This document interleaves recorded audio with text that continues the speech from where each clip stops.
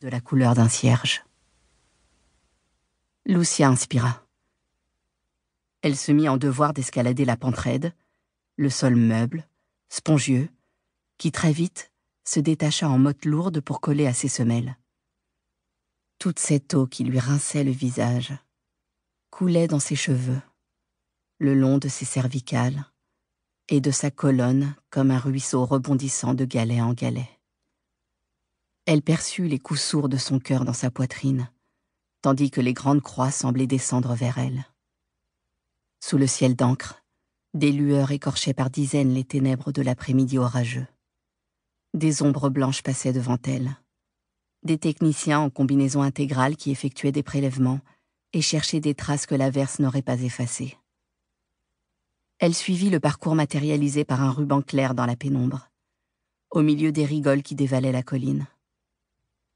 Il pleuvait si fort qu'il lui fallut s'approcher encore et traverser les voiles liquides pour commencer à distinguer la statue, celle qui était beaucoup plus pâle. Lucia la regarda. L'espace d'un instant, l'image lui en rappela une autre, et elle en fut glacée.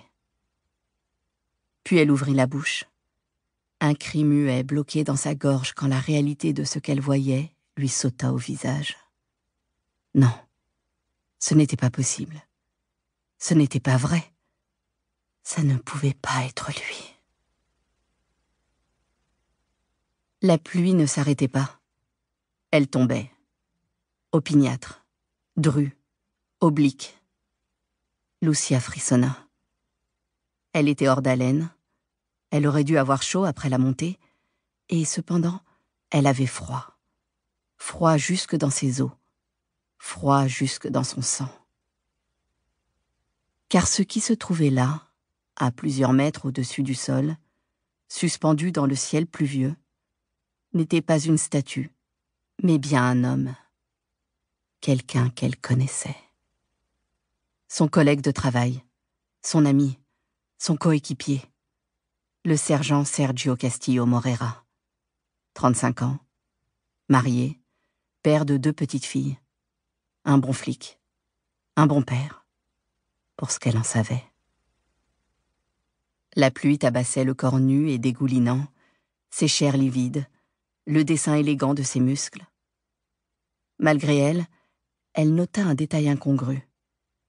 L'eau coulait au bout de son pénis comme d'un robinet. Suspendue entre ciel et terre, en lévitation au-dessus de la colline. Il y avait là une impossibilité physique évidente. Et pourtant, c'était ce qu'elle voyait. Un corps nu, qui tenait en l'air, tout seul. Quelqu'un avait ôté la statue de droite, laquelle gisait au sol, dans la boue, face contre terre, et l'avait remplacée par le corps supplicié de Sergio. L'échelle qui avait aidé à cette opération se trouvait encore en place.